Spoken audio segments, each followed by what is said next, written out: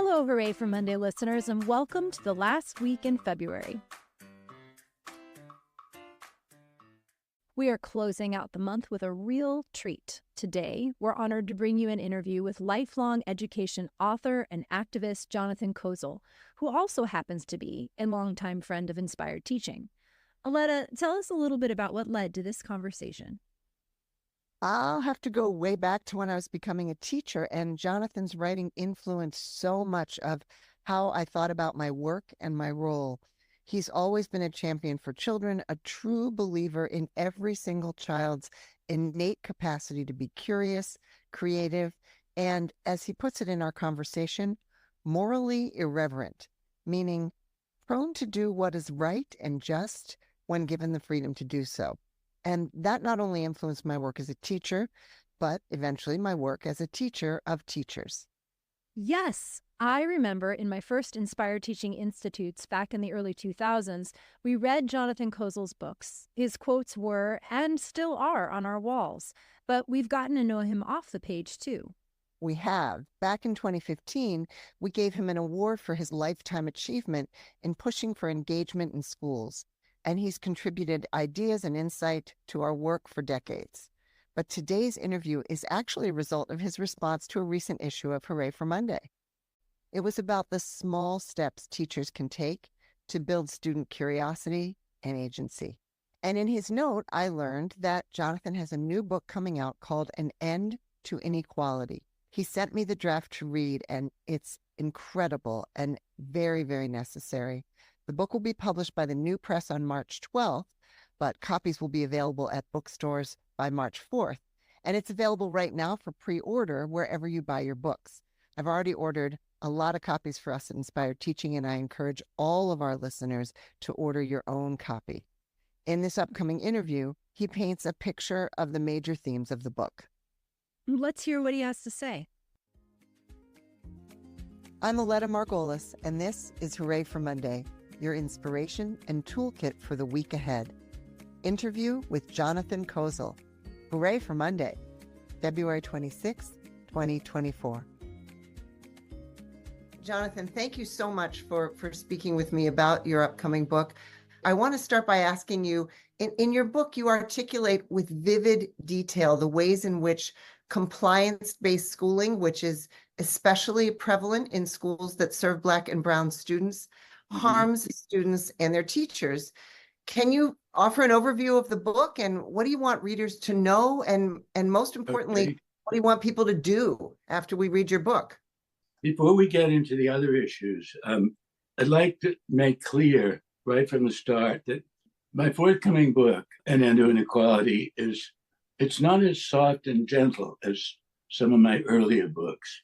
It's a direct confrontation with the racist status quo in U.S. education, and especially at a time when segregation, racial segregation in the schools is at the highest level since I was a young teacher. And even worse, a disparate agenda, as I call it, what you might call a parallel curriculum, has evolved mostly over the past 25, 30 years, which treats the children of the Black and Brown and poor as if they were a different species of humanity, and treats them as if, they're not able to learn unless they're under the constant fear of failure and a punitive code of discipline, which a lot of our viewers are probably unaware of this, but a code of discipline that includes shaming rituals, like Shaniqua, you're in red zone. It means a bad area. It's sort of a warning code. The discipline that I've seen in inner city schools also includes lockdown rooms. That is putting a little kid who, may have made a minor misbehavior into a hallway closet for several hours, where he or she cries for their mother and wets their parents.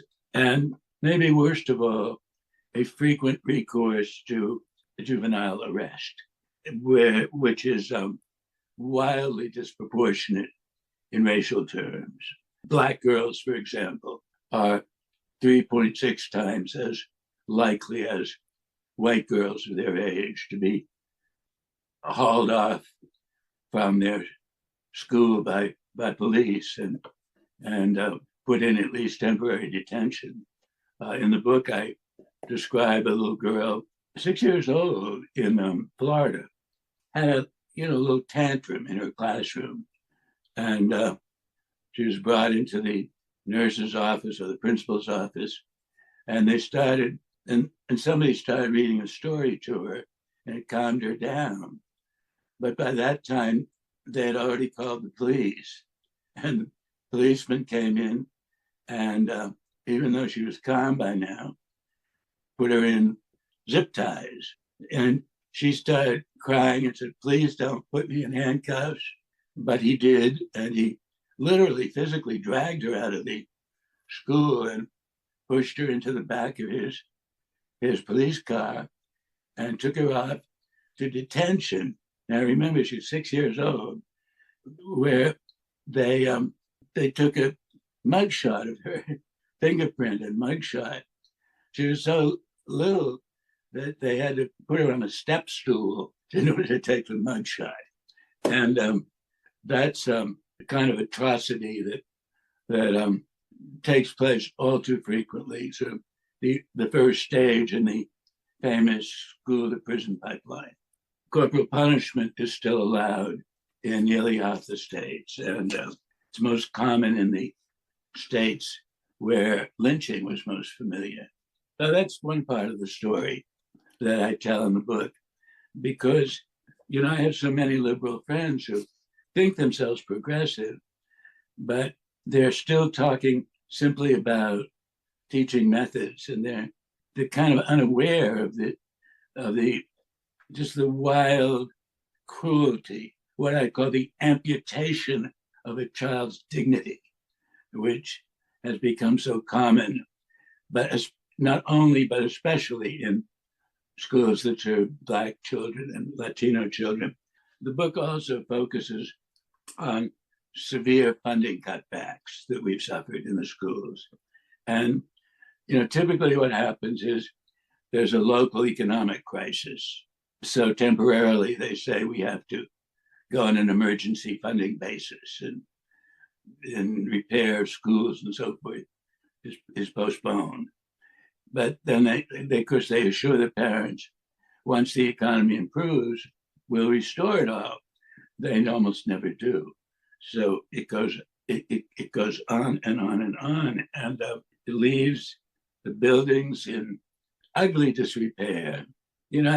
I just think schools ought to be beautiful places.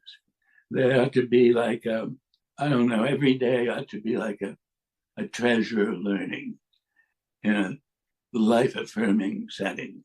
And instead, these are ugly buildings, frequently lead infested. And we've been warned for decades that lead poison causes irreversible cerebral damage, especially to a young child.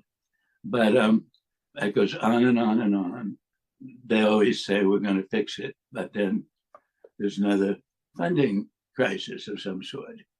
There's this pretense that I call it the myth of scarcity, that there's this pretense that we're a third world country, that we can't afford to send in a team of people to get rid of the lead and put some cheerful pictures on the wall.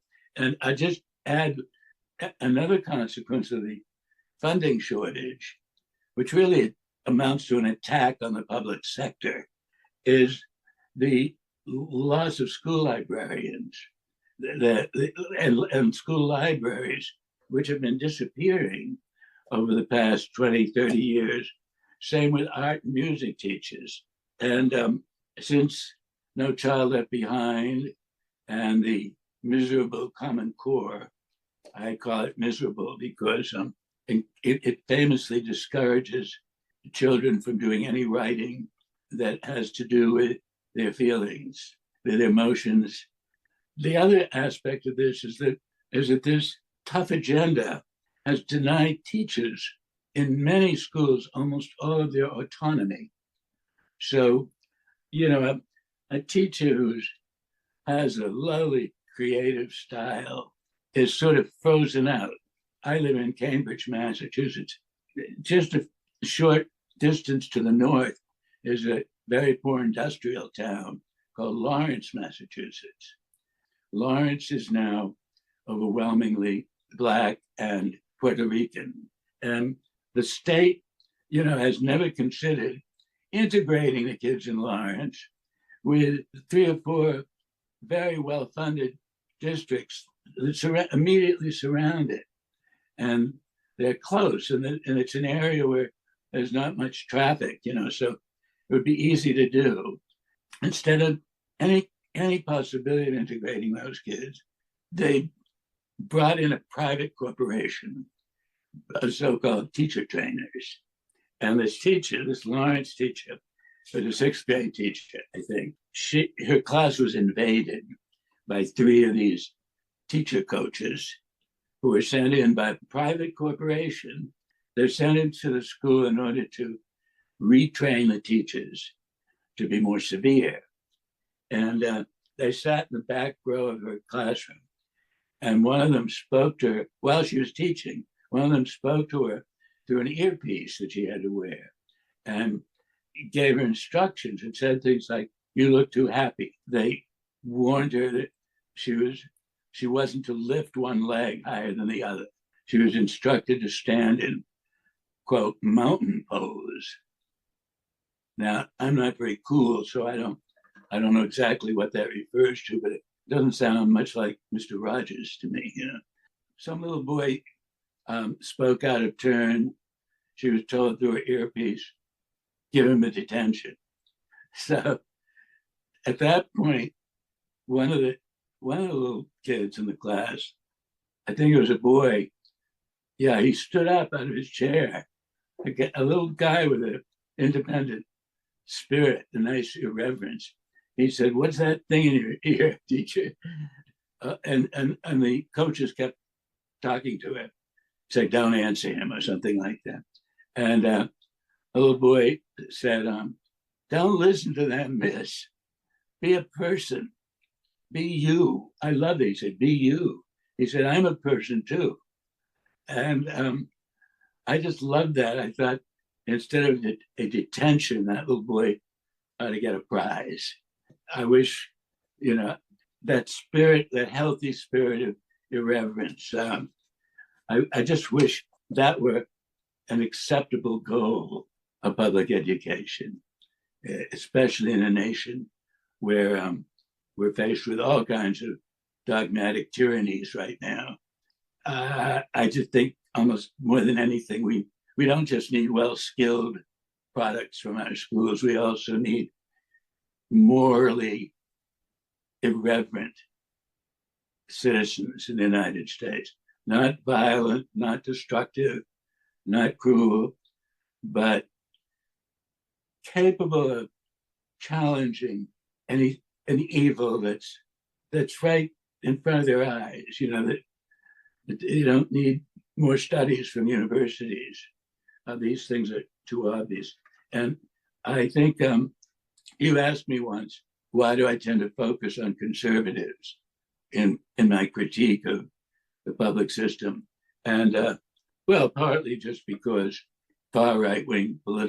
people who are far right-wing politically have been among the strongest voices perpetuating the dual system. But the truth is, I don't limit my focus to conservatives.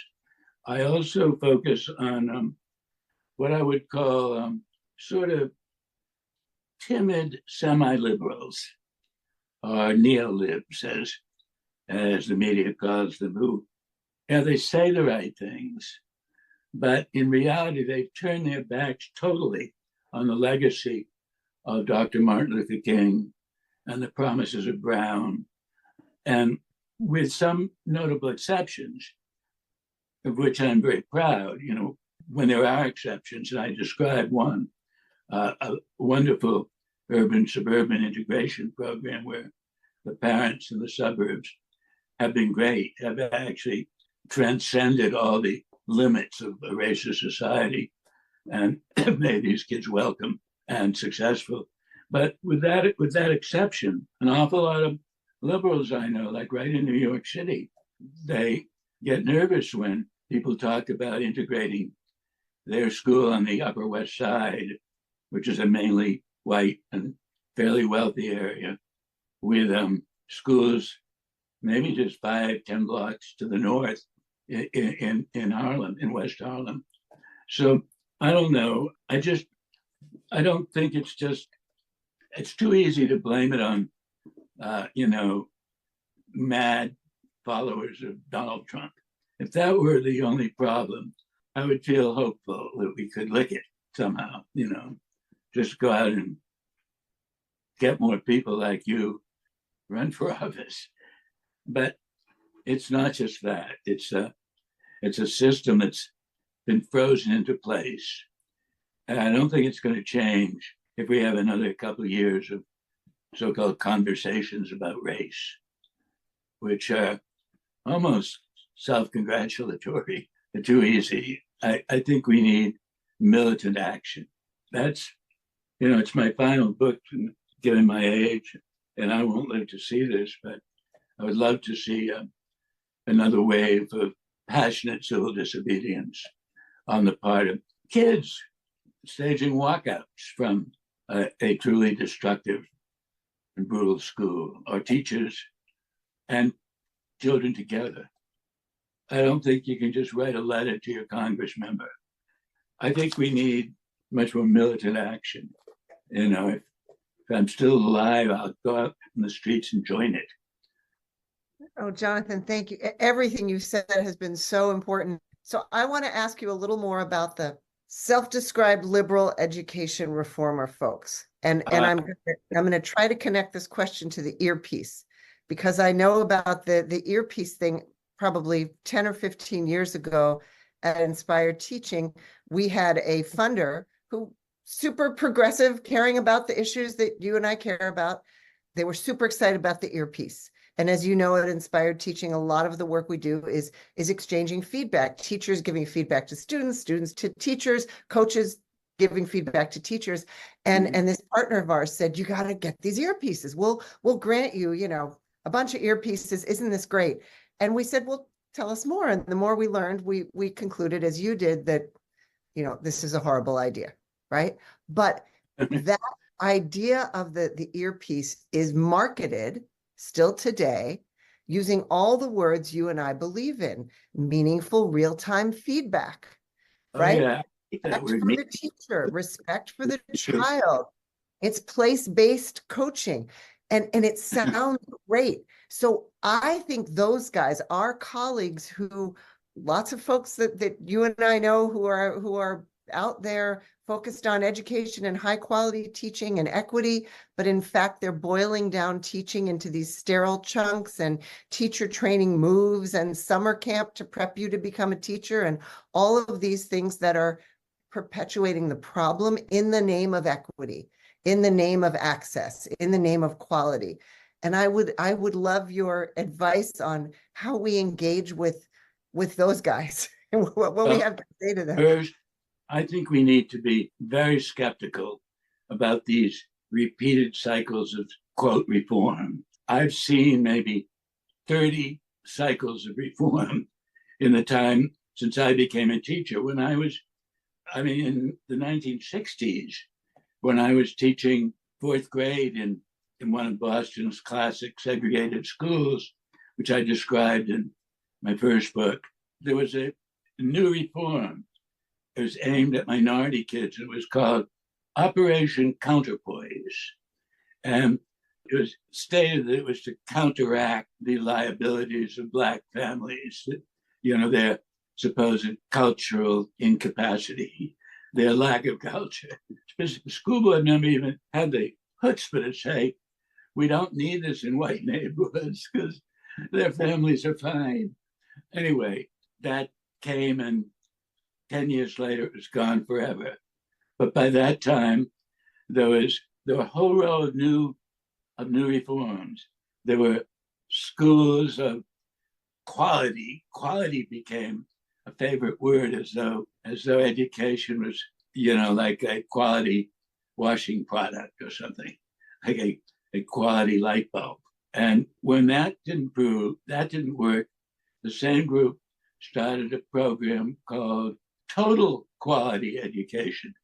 That was borrowed from, I think, some business theory, total quality, something in the corporate world. And then there were Renaissance schools. There were schools of excellence. I once came out of a school in the Bronx, it had a name, but under the name it said School of Excellence. And there's a little boy that I really got to like named Obie, and he was with me because he was at the school. And I said, "What's that mean?" And he said, "Oh, that means we're excellent." And then he said, "And also good." I thought that was so funny. It just showed that it meant nothing. Then there was the whole thing around NCLB, No Child Left Behind, and then the Common Core. And now I notice the Common Core has almost disappeared from only a few districts still take it seriously anymore. So it's like, I call it like a deception. It's like a way of lying to poor children or to their parents, as if to say, we didn't know it worked until just now. But here at this university, we just figured it out. Now we know what works. And I think there have been books even with titles like that. What works? As though people were too dumb for the past 2,000 years to figure it out. But we just figured it out. And we turned it into 10 units of teaching. And we're sending it to your school. And you better teach it. I think we need a massive wave of skepticism about stuff like that. I think what matters is that the teacher has a reasonably small class size in a safe and cheerful setting, that he or she is given a maximum chance to, that she has a sense of joy about getting up on Monday morning and going there. And it's going to be an adventure. She and the children are going to explore the world. They're going to explore their own possibilities. They're going to not just study history, but prepare to shape it themselves when they're 20 years older. And teaching and learning ought to be an adventure. And that's what I'd fight for. When I say things like that, people always say, I sound like an unregenerate version of my dear old friend Fred Rogers, that it's I haven't outgrown my fondness for him and his values. But as I say in the book, if that's the accusation against me, I don't take it as an insult. I think that Mr. Rogers, if we're looking for models for teachers of young children, I'd opt Fred Rogers before any of these tough guys with their penalties and paddles. Of course, I'm biased because I really loved him and had the joy of visiting schools with him and seeing him squeeze his bottom into those little tiny chairs in kindergarten, first grade. And I noticed he had a great gift for listening to children. He would elicit unexpected things too. I don't know how he did it, but I tried to copy him as best I could. And we need our teachers to have a chance to do more listening. Jonathan, will you speak more about that listening? I know that is so very important, and it's a critical part of the work we do in teacher professional learning is literally teaching teachers how to listen, because I think we have this almost like this logic problem we're trapped in. We are all a product of the education system that taught us to think short term, that taught us to sit quietly until we're called on and say the right thing, and then be quiet again until the next time we're called on. And so we bring that, so many of us, into the classroom. And you're saying, don't use corporal punishment, don't use shame, don't use rote, meaningless, amputated versions of learning. And we say the same at Inspired Teaching. And so what we often hear back is like, okay, you're taking away all my tools. If I can't yell at the kids, and I can't hit the kids, and I can't put the kids in detention, and I can't call the police, and I can't do the worksheet that instead of reading the novel, what do I do? That's a question we often hear. Part of the answer is listening. I'd love to hear more from you on offering our teaching colleagues who want to make the change, offering them something to hold on to, some steps that they can take. Well, first of all, I think part of the problem starts with traditional teacher education. Now, I don't want to antagonize all my good friends in schools of education, because some of them are wonderful. And besides, they invite me to speak, so they must have good taste, I like to think. But the problem with teacher education, I've always felt this, it's far too mechanistic and limited too much to things like strategies of control, strategies of delivering vowel sounds or something. And not that I'm opposed to phonics, by the way. I don't want to make more enemies. And I used to teach phonics, actually. I have no problem with phonics as long as it's interwoven with wonderful books. You know, an intelligent use of phonics makes absolute sense to me. Back to teachers about listening. I think it starts in teacher education. I think the schools need, the faculties in our schools of education need to elicit more from the would-be teachers by asking about what do they love? Why do they want to be with children? Do they have a sense of humor? You know, are they able to laugh and smile at something that's annoying but kind of screwy, of which there's a lot in the public system? I also think the education given in many schools of education, it seems to lack a real exposure to the arts, to the liberal arts and humanities. Not much poetry. I think a future teacher of reading would benefit more from falling in love with poetry, taking a great poetry course in the main, you know, not in the school of ed, but in another department of the university, like in the English department, and courses in philosophy and ethics. So they'd be more broadly educated in areas that kind of free the soul from constraint. That's what I believe. You know, we're at a moment in history where everything is supposed to be science and scientific. And one of the newest reform cults includes the word scientific learning.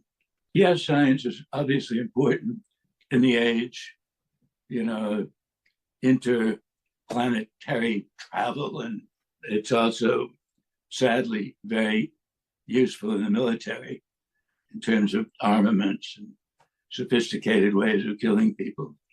But I think without a rich immersion in the same treasures of our culture and other cultures that I mentioned before, I don't think they will be able to broaden their personalities. And it takes self-confidence, I think.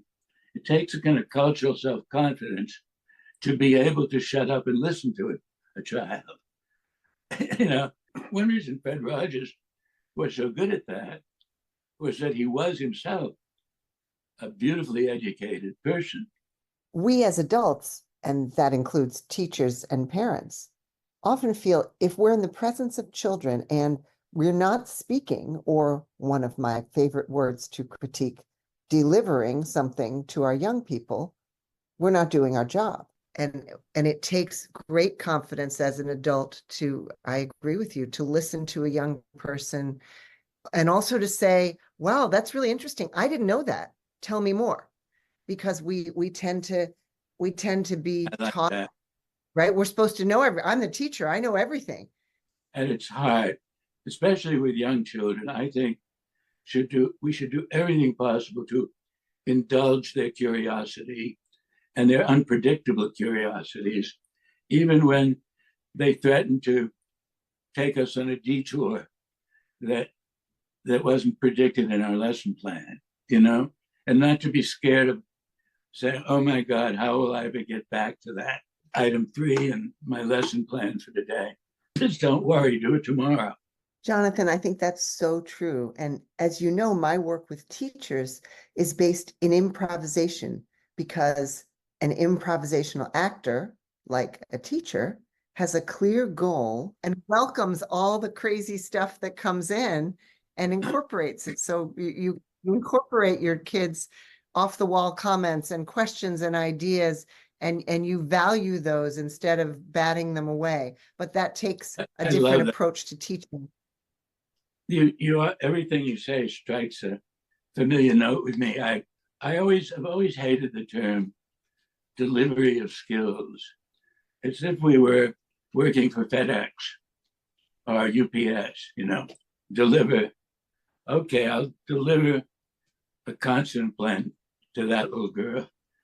I think develop is maybe a better verb than deliver. Teach is also a pretty good verb in that situation. Yeah, I do think at the heart of many of our problems now, it's not just the corporate invasion of schools of education.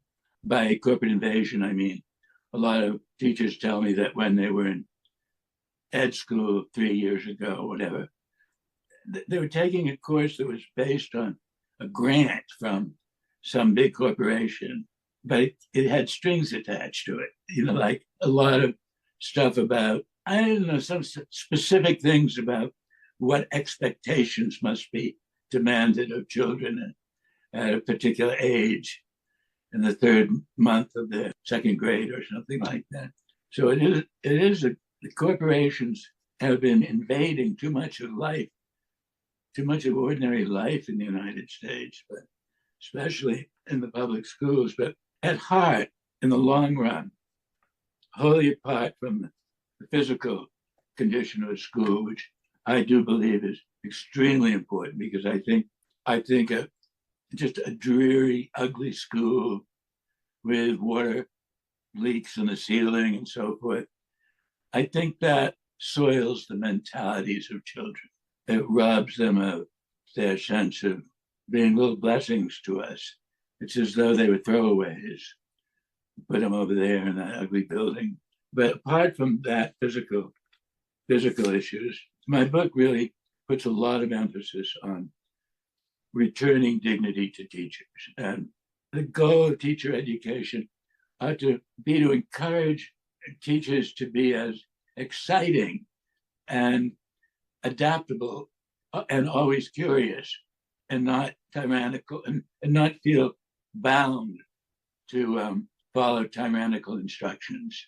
And I think that means ultimately trying to fill our public schools with wonderful human beings, but not just well-trained, dutiful technicians of mechanical proficiencies, people who can inflame excitement about learning to children. There's an old phrase, you probably heard it 100 times. It's sometimes attributed to the Irish poet William Butler Yeats, but I actually think it originally came from the Roman classics, or Greek or Roman classics. And it was essentially this: education is not the filling of a pail, but the lighting of a fire. And that's the ultimate, if there is a message, that's perhaps the ultimate message of my book. Resources. If this interview with Jonathan Kozol has whetted your appetite for more, we've featured links to his full library of books in our show notes, including one to where you can pre-order his new book, Here are a few titles we've loved. Death at an Early Age. This is Kozol's first book, which recounts his experience teaching fourth grade at one of Boston's most overcrowded inner-city schools many years ago. Savage Inequalities, a searing examination of the extremes of wealth and poverty that calls into question the reality of equal opportunity in our nation's schools. Letters to a Young Teacher. This is a collection of letters Mr. Kozol exchanged with a first-grade teacher, Francesca, whose classroom he repeatedly visited at an inner-city school in Boston. Francesca sounds very much like an inspired teacher as she brings a quest for engagement to her work with students. Professional Learning. Registration links can be found in our show notes and on our website. In his interview, Mr. Kozol talks about how schools of education should pique teachers' curiosity and fuel their creativity rather than teaching them a bunch of strategies. That's what we try to do in our professional development, and we hope you'll join us for some upcoming sessions. In March, we'll explore the tools and resources we've been developing to support civic discourse in the classroom. How can we get our students to talk to each other more? How can we make those conversations meaningful? And as the polarization in the world outside our classrooms heats up, how can we teach our students to engage with difference in a way that fuels curiosity and not judgment? Join us for one of 2 online sessions to gather ideas and share insights with peers. Sessions take place on March 13th and 19th at 7 p.m. If you're a teacher in Washington, D.C., we hope you'll consider becoming a Teaching with Improvisation Fellow this summer. We will have in-person information sessions about this incredible year-long program on February 28th and March 18th at 5 p.m. We'll give you a taste of what the Summer Institute and year-long support look like and offer space for your questions. Youth programs. If you work with or know high school students, let them know about Speak Truth. Inspired Teaching brings students together for youth-led conversations twice a month, once in person and once online. We have an online session coming up Tuesday, February 26th at 6 p.m. And our next in-person session is on March 14th from 10 a.m. to 1 p.m. at MLK Library. This is a conference day for DC Public Schools, so students are off, and this is a great way for them to learn and earn community service while they're out of school. Hooray for Monday is an award-winning weekly publication of Center for Inspired Teaching, an independent nonprofit organization that invests in and supports teachers. Inspired Teaching provides transformative, improvisation-based professional learning for teachers that is 100% engaging intellectually, emotionally, and physically. Our mission is to create radical change in the school experience, away from compliance and toward authentic engagement. Thanks for listening. We hope you have a wonderful week.